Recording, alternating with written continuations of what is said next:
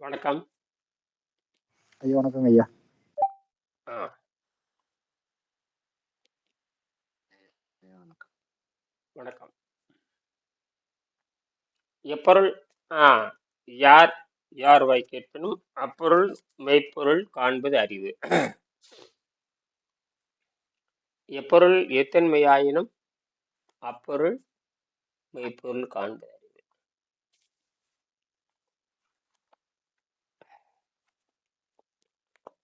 நேத்து 2ஆம் பாடத்துல ஒரு பகுதி மட்டும் படிக்கிறோம். 2ஆம் பாடத்தில் ஒரு பாடல் மட்டும் படிச்சுட்டு இதை விவாதம் பண்ணிட்டு நிறைவு செய்யறோம். 20 நிமிஷம்.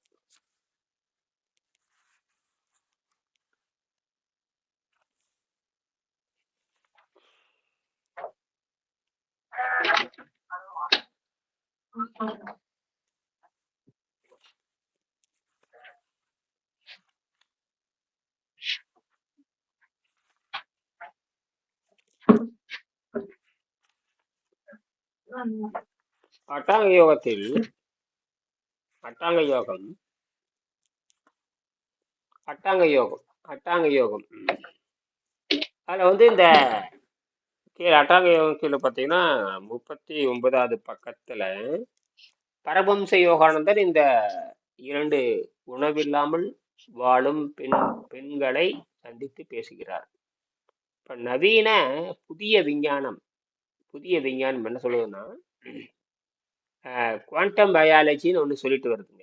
அதாவது இப்போ quantum chemistry, quantum physics, quantum chemistry, quantum பயாலஜின்னு இப்போ பாடம் நடத்துறானுங்க. சரி, குவாண்டம் பயாலஜில என்ன? எனர்ஜி எங்கிருந்து வருது? அதான் கேள்வி. என்ன தடை இருந்தாலும் அந்த குவாண்டம்னாவே நுண்ணிய பொருளை பற்றி பேசுவது. அது அலையாகவும் இருக்கும், துகளாகவும் இருக்கும். என்ன தடை இருந்தாலும் அந்த அணுக்கள் வந்து எதிர் வடிவத்துல அந்த பக்கம் போயிருது அப்படிங்கிறாங்க இல்லையா? அப்படின்னா நமக்கு இது வரைக்கும் சொல்லப்பட்டது என்ன? உணவிலிருந்து தான் ஆற்றல் வருதுன்னு வெள்ளைக்காரன் தப்பா சொல்லிட்டே இருந்திருக்கிறான். இப்ப என்னதுன்னா, எந்த தடை இருந்தாலும் ஆற்றல் உள்ளே போய் விடுகிறது. உணவு என்பது வேறு, ஆற்றல் என்பது வேறு. சரியா?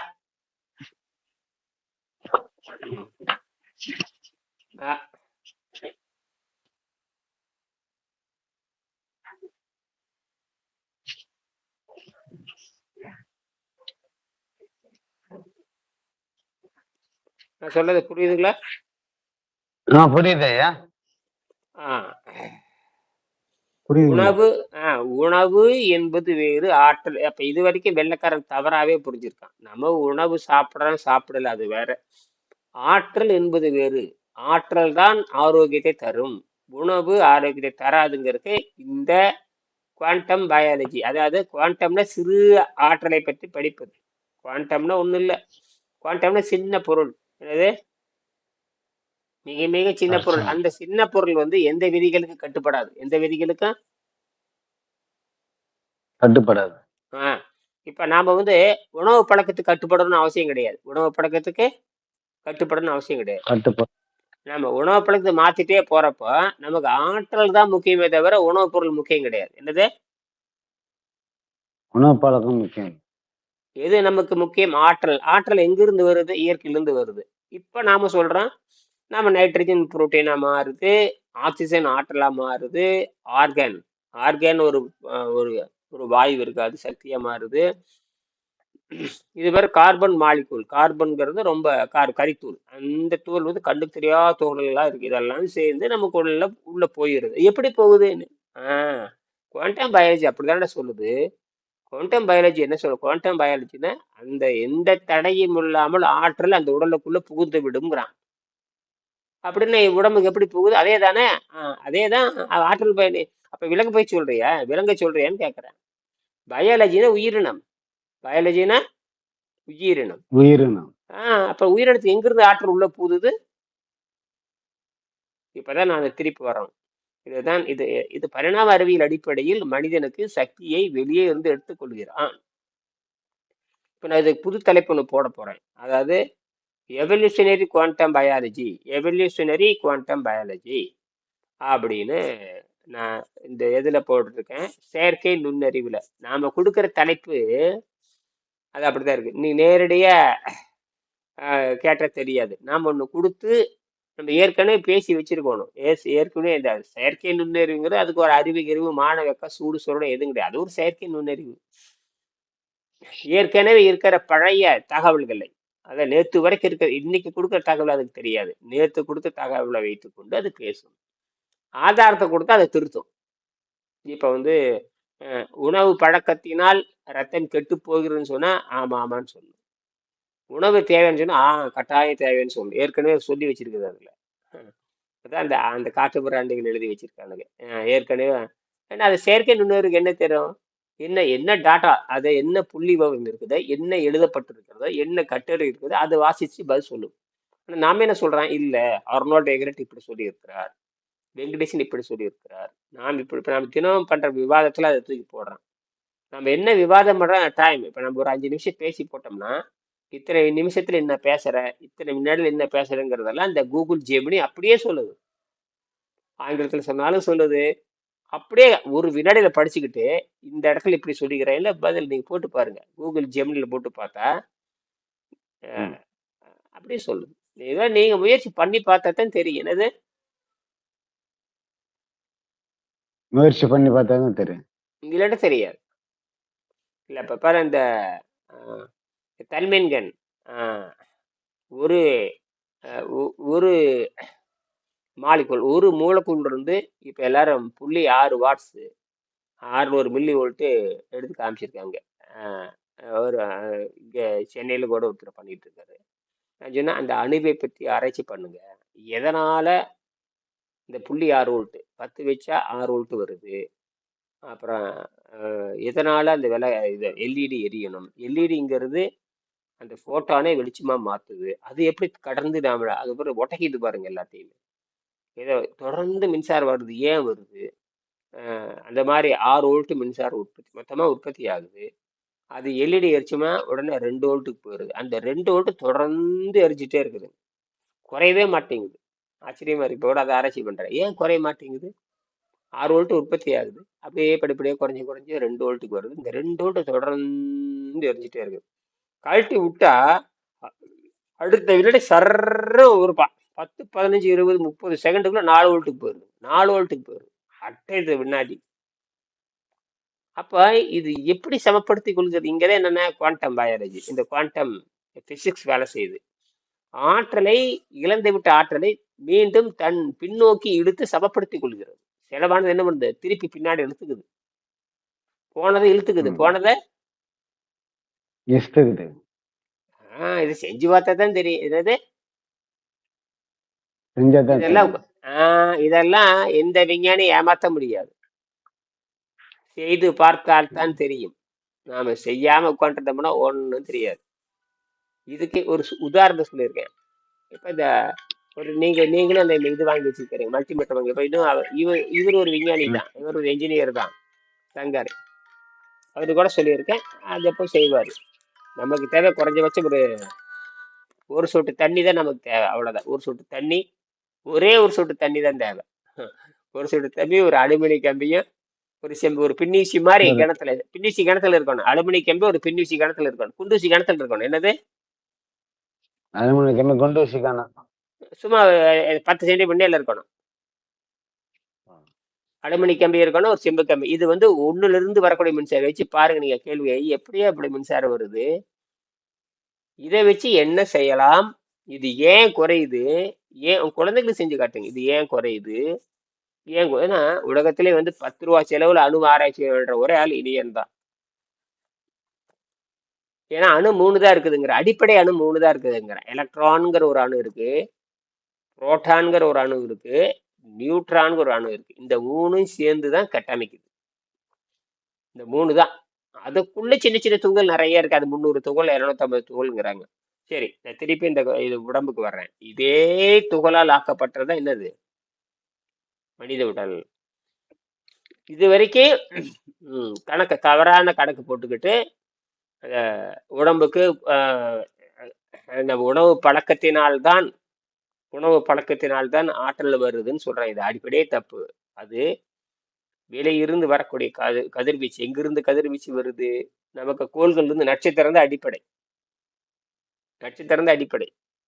நட்சத்திரத்துல தான் எல்லாம் உற்பத்தி ஆகுது. அந்த நட்சத்திரத்துல இருக்கிற அணுக்கள் திரண்டுதான் மனிதனா மாறுது. தெரியுதா உங்களுக்கு? நட்சத்திரத்துங்கிற ஒண்ணும் ம். இல்ல. அது ஒரு அணு உலை. என்னது? அணு உலை. அவ்வளவுதான். அந்த அணு உலை வந்து எல்லா வகையான அணுக்களையும் தயாரிக்கிறது. ஹைட்ரஜன் அணுக்களை தயாரிக்கிறது, ஹீலியங்கிற அணுக்களை தயாரிக்கிறது, பேரியங்கிற பேரியம், பெர்லியம், இப்படின்னு சொல்லிட்டே இப்பெல்லாம் படிச்சு பார்த்தா தெரியும். அந்த உங்களுக்கு பார்த்தீங்கன்னா குழந்தைகள் படிக்கிறப்போ இத்தனை தனிமங்களை இந்த உலகம், இந்த விண்வெளி உற்பத்தி செஞ்சிருக்குது. இது வரைக்கும் 118 தனிமங்கள் ஆராய்ச்சியாளர் கண்டுபிடிச்சிருக்காங்க. அதெல்லாம் ஓரமா இருக்கட்டும். இதெல்லாம் யார் உற்பத்தி பண்றாங்கன்னா, இதெல்லாம் நட்சத்திரம் தான் உற்பத்தி பண்ணுது. என்ன உற்பத்தி பண்ணுது? நட்சத்திரம் தான். அப்ப நாம எங்க இருந்து உற்பத்தி ஆயிருக்கிறோம்? நட்சத்திரத்துல தான் எல்லாம் வருதுங்க. ஏன்னா அணுவை உற்பத்தி பண்றதே நட்சத்திரம் தான். அதுக்கு பேரு சூரியன்னு வச்சுக்கோங்க. என்னது? சூரியன். நீங்க ஏதோ தினம் காலையில பாக்குறீங்களா? தினம் காலையில பாக்குறதுக்கு பேரு சூரியன்னு பேர் வச்சுட்டீங்க. அது என்ன தெரியுங்களா? ஒரு வெளிச்சம் தரக்கூடிய அது விண்மீன். அது வந்து ஸ்டார், அவ்வளவுதான். சூரியன் ஸ்டார், அவ்வளவுதான். ஒரு நட்சத்திரம் தான் ஸ்டார். நீ சூரியன்னு பேர் வச்சுட்டா அது மறந்துட்ட நீ. அதுதான் எல்லாம் உற்பத்தி பண்ணுது. உதாரணத்துக்கு, அதாவது கண்ணுக்கு தெரியுற சூரியன் உதாரணம். தினம் அதுக்கு தான் சொல்றேன். இந்த மாதிரி பல லட்சம் கோடி கோடி கோடி கோடி சூரியன் இருக்காது, இருந்துட்டு போட்டு. அப்ப அதுதான் நமக்கு ஆற்றலை தருகிறது. இப்ப புரியுதா? அது வந்து தாவரம் மட்டும் எடுத்துக்குமாமா, நாம எடுத்துக்க மாட்டாமாமா. என்ன போய் அடிக்கிறானு பரதேசி. தாவரம் மட்டும்தான் என்ன எடுத்துக்குமாமா? இயற்கையா எடுத்துக்குது. அணுவை எடுத்துக்குது. என்ன பொய் அடிக்கிறான் பாருங்களேன். இப்படித்தான் இந்த வெள்ளைக்கார முண்டங்கள் தப்பு பண்ணி நம்ம நாசம் பண்ணியிருக்கான். கட்டுப்பாகுது. நம்ம பிரிட்டிஷ்காரன் பண்ண அயோக்கியத்தனம், அவனுடைய அந்த விலங்குத்தனம், அவனுடைய அந்த பிணத்தை அறுத்து பார்த்து, இறந்து விட்ட மனிதனை அறுத்து பார்த்து, பிணத்தை அறுத்து பார்த்துட்டு வாழுகின்ற மனிதனை புரிந்து கொள்ள முயற்சி செய்கிறான. எவ்வளவு ஒரு அயோக்கியத்தனம் பாருங்க நம்ம பண்ற அட்டகாசம். அறிவில் குறைபாடு அவனுக்கு, அறிவில் குறைபாடு. அவன் புலன்களை தாண்டவில்லை. அதை சொல்லுங்க. நீ வந்து உணவு பழக்கத்தை அதிகமா வச்சுக்கோ, குறைவா வச்சுக்கோ, அதெல்லாம் இல்ல. புலன்கள்னா என்னடா? புலன்களுக்கு என்ன வெங்காயத்துக்கடை வேலை கொடுக்குற? புலன்களை கட்டுப்படுத்த சொல்லிதான் மனித மனம் சொல்லுகிறது. நீ என்ன பண்ற? அதுக்கு அடிமையை அதுக்கு வேலை கொடுத்துட்டு இருக்கிற. அப்புறம் அது ஒண்ணு கொடையாம என்ன பண்ணு? வாயில வந்து இனிப்பு போட்டா இனிக்குது, காரத்தை போட்டா காக்குது, கசப்பு போட்டா கசக்குது, துவர போட்டா துவக்குது. நீ துவக்குன்னு சொல்லிட்டே இருப்ப, கசப்பு கசப்புன்னு சொல்லிட்டே இருக்கிறது, காரம் சொல்லிட்டே இருக்கிற. நீ அதுக்கு அடிமையாயிட்டு காரம் தான் எனக்கு ஆரோக்கியத்தை தருகிறது, உப்பு தான் எனக்கு ஆரோக்கியம் தருதுங்கிறது என்ன ஒரு அடிப்படை முட்டாள்தனம் பாருங்களேன். இதை நாம வேற மாட்டிக்கிட்டோம். என்னது? நமக்கு வந்து பலாயிரம் ஆண்டுகள், நாம இதுக்கு வந்து பலாயிரம் ஆண்டுகளாக மெய்ஞானிகள் அறிவாளிகள் வழி இருந்தும் கூட நாம இந்த பாடத்திட்டத்தில் இல்லாதனால, குருகுல கல்வியில் இல்லாதனால, குருகுல கல்வின்னு வேற ஒண்ணுமே கிடையாது. செய்முறைதான் குருகுல கல்வி. செஞ்சு பாக்குறது. தகுதி உள்ளவனுக்கு செஞ்சு காட்டணும். அவனுக்கு பொருளாதார வசதி இருக்கணும், அவனுக்கு அந்த ஞானம் இருக்கணும், ஆசிரியரோடு ஒத்துழைக்கணும். இதெல்லாம் பார்த்துட்டு தான் அவன் சொல்லித்தரும். இப்படி தனியா யாருக்கும் தெரியாது. ஒரு ஆசிரியர் பார்த்துன்னு பள்ளிக்கூடம் சேர்ந்தது பையன் எப்படின்னு புரிஞ்சுக்கணும். அவனுடைய செயல்பாடு புரிஞ்சுக்கிறதுக்கே ஒரு வருஷ கணக்காது. நல்ல ஒரு ஆளை வேலைக்கு எப்படி ஆளை வேலைக்கு சேர்த்துறீங்க? அவனை போத்தா அவனை பத்தி தெரியும். முதல்ல விசாரிப்பீங்க, அப்புறம் போகப்போ சரியில்லைன்னு கட்டி விட்டுருவீங்க. என்னது? அவனை வச்சு மாரடிக்க முடியாது, அவனை வச்சு தொழிலே தெரியாது. அப்ப தகுதி வாய்ந்த மாணவனுக்கு சொல்லி தரணும்னா அவனுக்கு பொருளாதார 2 தகுதி இருக்கு. அருளும் இருக்க வேண்டும், அவனுக்கு பொருளும் இருக்க வேண்டும். இதுல என்ன ஒரு வேலைக்கு சேர முடியும். தகுதியே இல்லாதவனை வேலைக்கு சேர்த்து என்ன பண்ண போறீங்க?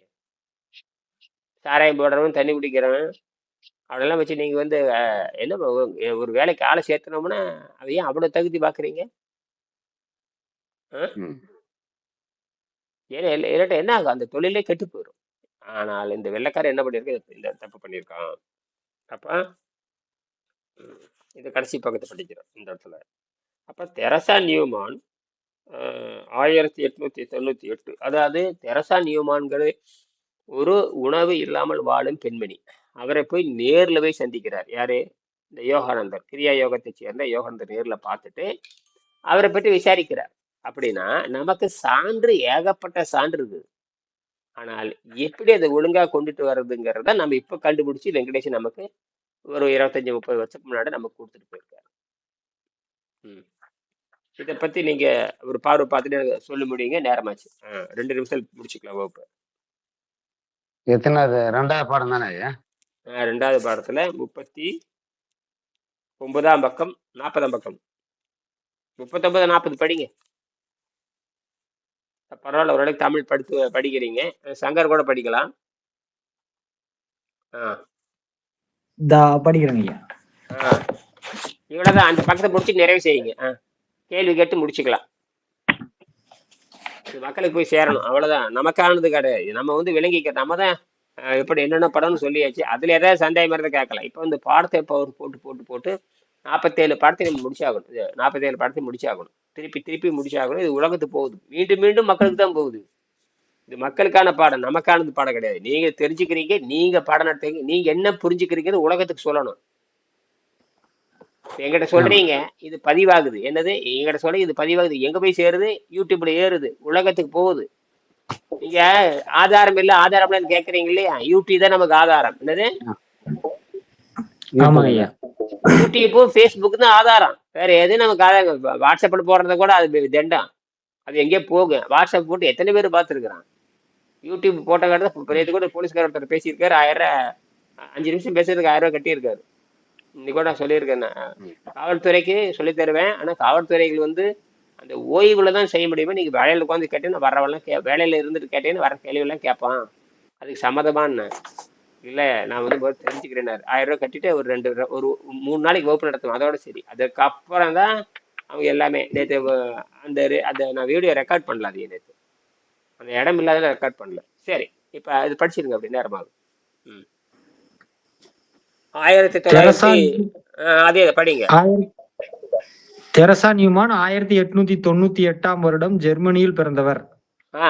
தன் 20வது வயதில் ஒரு விபத்தில் சிக்கி பார்வை இழந்ததுடன் உடலும் முடக்கப்பட்டது. 1923ஆம் வருடம் ஆச்சரியப்படத்தக்க வகையில் அவருடைய பார்வை திரும்பியது. காரணம், அவர் செயின்ட் லிசி எகஸ் தெரசாவிற்கு பிரார்த்தித்து கொண்டது. அவரின் முடங்கிய உடலும் சுகமாகியது. 1923 முதல் தெரசா உணவையும் பான வகையையும் சுத்தமாக நிறுத்திவிட்டார். தினமும் பிரசாதமான ஒரு சிறிய மெல்லிய ரொட்டி துண்டு தவிர வேற எதுவும் உணவு கிடையாது. ஆன்மீகத்துல அறிவியல நுழைச்சனால வெற்றி கண்டிருக்கிறாங்க. அதேதான். அது இயற்கை என்ன பண்ணிருக்குதுன்னா, அவருக்கு நம்பிக்கை வந்துருச்சு. அதாவது ஏதோ ஒரு வகையில இயற்கையா அது வந்து குணம் ஆயிருக்குது. அதுக்கு சில காரணங்களை வச்சுக்கிறாங்க. இப்ப நம்ம அறிவியல் என்ன சொல்லுங்கன்னா, உணவை குறைத்து கொள்ள முடியும். இதுதான் சித்தர்கள் சொன்னது. எப்ப பல ஆயிரம் முன்னே சொல்லிட்டாங்க. உண்டி சுருங்கின் உபாயம் பலவுல. எவ்வளவு பொருந்தது பாருங்க. சரி, அடுத்தது. 1926 முதல் அவருடைய மேனி முழுவதும் ஒவ்வொரு வெள்ளியன்றும் இயேசு கிறிஸ்து சிலுவையில் பெற்ற சரித்திர பிரசித்தி வாய்ந்த எல்லா துன்பங்களையும் அனுபவித்தார். அது இருக்கட்டும். எல்லாம் என்ன அந்த அம்மாவோட நினைச்சுக்குது. இந்த அம்மா யார நினைச்சுக்குது? தன்னை ஒரு தனக்கு வந்து ஆசிரியர் இயேசு அப்படின்னு நினைச்சுக்கிட்டு அதன்படி அப்ப தான் என்ன நினைக்கிறாங்களோ அது மாறுது. அது கழிவை வெளியேற்றதுக்கு கழிவை வெளியேற்றி நோயை சரிப்படுத்துறதுக்கு உடல் கொடுத்த உபாதைகளை அவங்க ஆன்மீகத்தோட கொண்டு இணைச்சிட்டாங்க. அருமை அருமை அருமை. நல்ல சரியான செய்தி. நல்ல இது போகும். சரியான செய்தி. புதுசா பார்க்கறவங்களுக்கு ரொம்ப அற்புதமா இருக்கு. அடுத்தது. சாதாரணமாக ஜெர்மன் மொழி மட்டுமே அறிந்த அந்த பெண்மணி வெள்ளிக்கிழமைகளில் ஆவேசப்பட்டு கொண்டிருந்த போது மட்டும் பழைய அரமை மொழியிலும் ஹீப்ரு, கிரீக் ஆகிய மொழிகளிலும் பேசினார். அருமை அருமை. பாருங்க, அப்ப ஒரு மொழிதான் தெரிஞ்சவங்க அந்த உணர்வு நிலையில வருகின்ற பொழுது ஏதேதோ மொழி பேசுது. அப்ப இதை குவாண்டம் பிசிக்ஸ் வேலை செய்து பாருங்க. குவாண்டம் பிசிக்ஸ் எப்படி வேணாலும் நடந்து கொள்ளும். அது மனிதன் தான் அதுக்கு வெளியே தெளிவா சொல்றான். சொல்லுங்க அடுத்தது.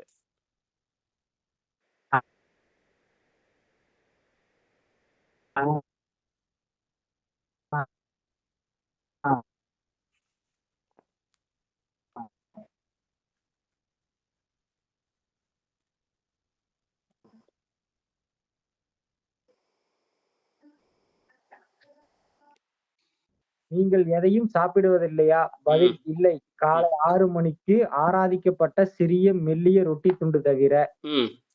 கேள்வி: அந்த ரொட்டி எவ்வளவு பெரியது? பதில்: அது பேப்பர் போல மெல்லியது, 1 காசு அளவு உள்ளது. நான் பிரசாதம் என்ற முறையில் சாப்பிடுகிறேன். அது பிரசாதம் அல்ல என்றால் என்னால் உண்ண முடியாது. அந்த இடத்த அவங்க மனதை இது பிரசாதம்னு சொல்லி தேத்திக்கிறாங்க.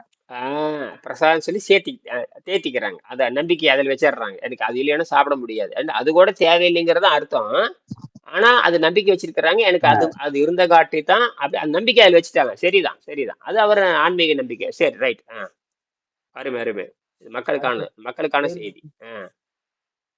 இந்த ஏன் தெரியுமா இதுல இந்த சாமியாருங்க இந்த பக்தி மார்க்கத்துல சரியான அடி கொடுக்கறதா? என்னது பக்தி மார்க்கத்துக்காரனுக்கெல்லாம் சரியான ஐயா. அடுத்தது அத நீங்க ஆன்மீகத்தோட கொண்டு போய் இணைச்சிட்டீங்கன்னா உங்களுக்கு அதோட முடிஞ்சு போயிருது. அந்த இடத்த ஒரு கேள்வி தோன்றுனாதான் அதுக்கான தேடல் வரும். இது என்ன பண்ண அதோட சேர்த்து விட்டு அதான் நம்ம மூளை அதான் ஓகே இது அவ்வளவுதான் இருக்குது, இது கடவுள் காரியம்னு முடிச்சிடறனால அந்த இடத்துக்கான அறிவியல் தேடலும் முடிஞ்சு போயிடுது. ரசாயனமா மாற்றமா இல்ல அறிவியல் மாற்றமா இயற்பியல் மாற்றமா வேதியியல் மாற்றமா நம்ம மூளை தேடாதனாலதான் நம்ம இன்னைக்கு கேவலமான நிலைக்கு போயிட்டோம். வெள்ளைக்காரனுக்கு முன்னாடி நாம போய் நின்றுக்கலாம். அவன் அத கடவுள் நம்பிக்கையோட அத தொடர்பு படுத்தல. தொடர்பு படுத்தாம ஆராய்ச்சி பண்ணங்காட்டி ஏதோ பண்ணியிருக்கான். இதுதான் இந்த பக்தி மார்க்கத்துல கொண்டு வச்ச காட்டி தான் எல்லாம் குட்டிச்சவரா போச்சு. அதை பிரிச்சு எடுத்ததுதான் சித்தர்கள் தான் அந்த தெளிவா இயற்கையை புரிந்து கொண்டு இயற்கையே சரி செய்தார்கள். அந்த ஜீரண நீர் சுரப்புது இயற்கை. இப்ப ஜீரண நீர் சுரக்குறது இயற்கைன்னு வச்சுட்டா கூட அது கொடிய குற்றமாக எல்லாம் மாறுது, முக்குற்ற நோய்களா இருக்குது. பிறவியில ஏற்பட்ட முக்குற்ற நோயை சரி செய்வதன் அறிவு. அப்போ இயற்கை ஆற்றலிலிருந்து சரி செய்வதன் மூலமாகவே தன் உடம்பை கடவுளாக தன் உடம்பை கோயிலாக மாற்றி அவங்க நித்திய நீண்ட காலம் வாழ்ந்து இயற்கை நோக்கமான முழுமை பெறுகிறார்கள். அது அட்டமாசியத்துல போய் நிக்குது. அட்டாங்க யோகத்திலிருந்து மாறி தான் விரும்புகின்ற வரை வாழ்வது அட்டமாசித்துங்க ஐயா.